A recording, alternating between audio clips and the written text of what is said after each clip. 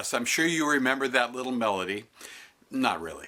But seriously though, exercises and scales and all of those kinds of good things used to scare me as a child playing piano. I detested exercises. I would not do them, actually.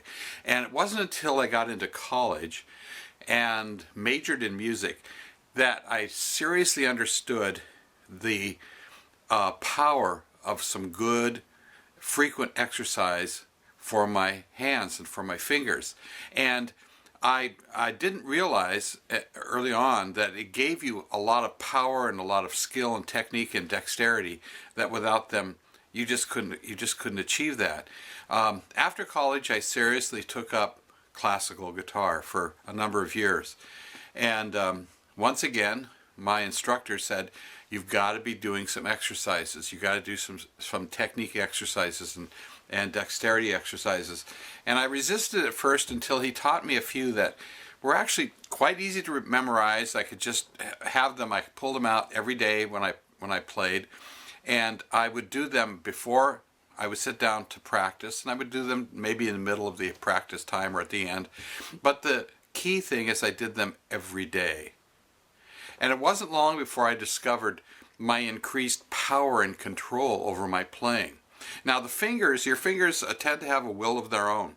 And one of the things that we're always trying to achieve as musicians is to take over the control of the fingers. To have a mind over the fingers rather than the fingers over us.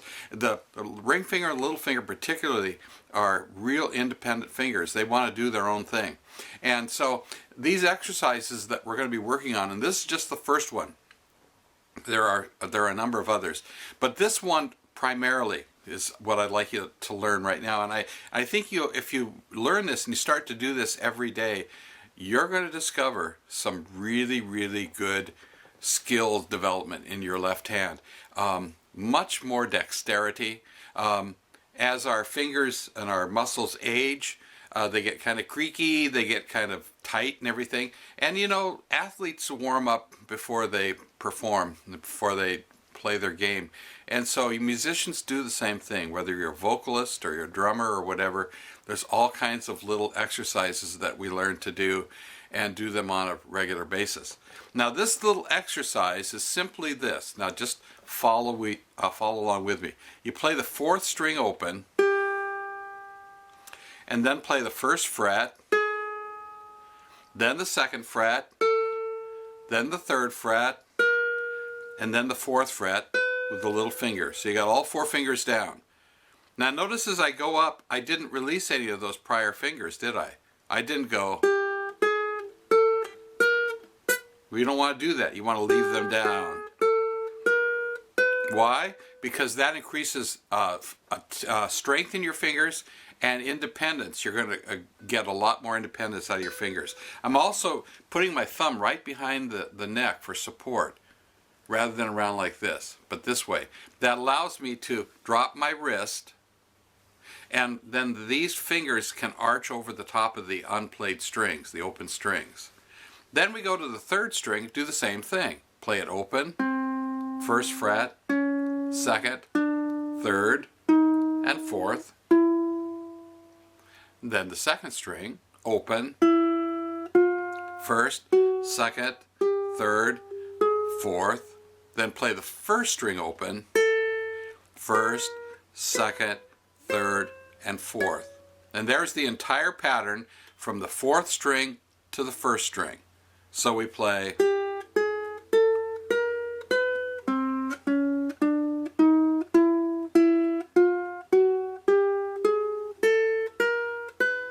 And there you have the entire pattern. Now, let's reverse it. To go backwards, we do just the opposite. However, as you go down, when you start on the 1st string, put all 4 fingers down at the same time. Not just the little pinky, but all 4. So it starts on the 4th fret, then we peel it off, 3rd fret, 2nd, 1st, then open. Now, put all the 4 fingers down on the 2nd string.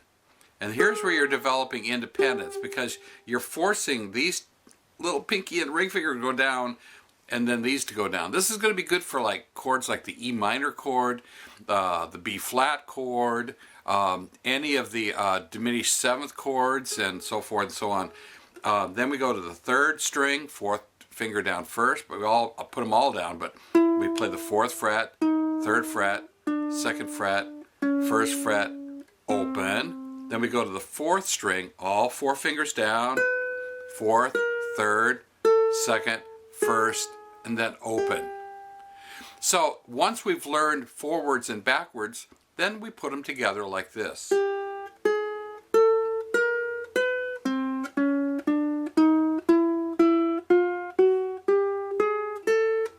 And then we reverse.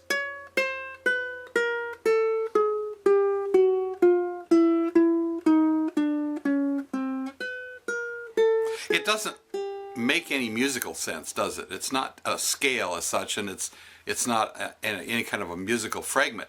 It's just an exercise. That's all it is. Play it slowly. That's not really that slow. Reverse.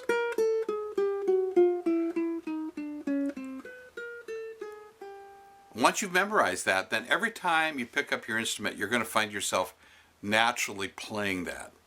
And I gotta tell you, if you do this every day at your playing time, you're going to find increased strength and power in your left hand. I promise you. I do. I really promise you. Okay, so by the way, I put up a blog and a YouTube video about my DVD, my beginner's DVD. And I know that a lot of you out there got ukuleles for Christmas this past Christmas. And this is a great way to start. It teaches you the basic chords, basic strumming, chord fingerings, etc., etc. And there is a little companion ebook that you can purchase that goes with it that has all the music that's on the DVD plus about 40 other songs in there. It's a rather large book, and with strumming, suggested strumming patterns, etc. So if you go to www.allthingsukulele.com, allthingsukulele.com, that's my blog site, you can read more details about the contents of the DVD and the ebook. So there you have it. Have fun with your exercise. You know, it's not as fun perhaps as playing through your songs, but I think it's going to give you a lot of increased power and enjoyment in your playing down the road. So as always, happy strumming.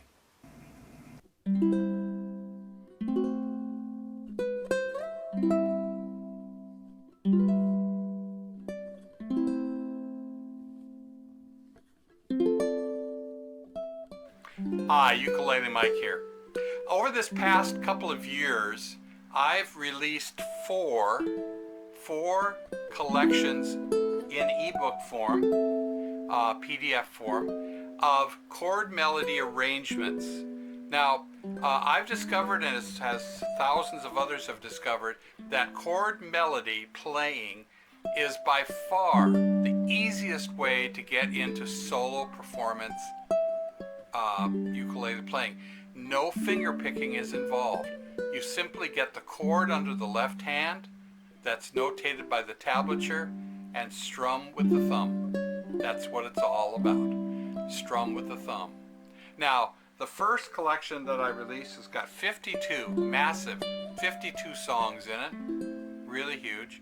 And by the way, the first three of these collections in this past season, I've reduced to $20 each. So even though it says $29.95, it's been marked down to $20 each. The second one, which I released, has got 37 songs, still a large collection, $20. That's ebook 2. The third one, which has been marked down to $20 from $24.95, has, what is it? I think it's 40 songs in here. And then the most current one, which is ebook 4, and this is still priced at $25.95. And there are 40 songs in there. These are large collections. Now, these are not progressive, like the first book is easy and the fourth one is more difficult. There's a wide, diverse variety of both ease and style of songs in each and every one of them. So it doesn't matter which one you get. And you can go to my blog site, allthingsukulele.com, and on there you'll find plenty of postings that actually show the table of contents of all these books. And I've got lots of videos of performances and tutorials on pieces from all 4 of these books, and more are coming to YouTube land and Vimeo land. And so keep tuned to that. And also friend me on Facebook, Ukulele Mike Break Lynch, Ukulele Mike Break Lynch, and you will get postings and notices of all new videos and tutorials coming up. So those are the 4 current chord melody books. Now, the 5th book, which is not chord melody, is called Ukulele Solo Instrumentals Enhanced Edition 2013. And that one is actually finger picking. And that's also been reduced to $20. So good reductions in prices. Now, the other thing too is that you can purchase the first 3. I got them here? Yeah. The first 3 of these chord melody books for a trilogy price of $50. Or you can purchase all 4 of them for $70. That's 160 songs. And some people like to go that way. They just want to be immersed in solo performance playing. Now, how you do this is you go to my website, ukulelemikeLynch.com, click on the PayPal button, and enter the payment that you want to pay, and then a little option will come up and lets you put in more info, like, Hi Mike, I would like to purchase all 4 of them, or I'd like to purchase number 1, or I'd like to purchase number 3. So that'll tell me what you want, okay? And then I will personally email the collection or collections to you within the day.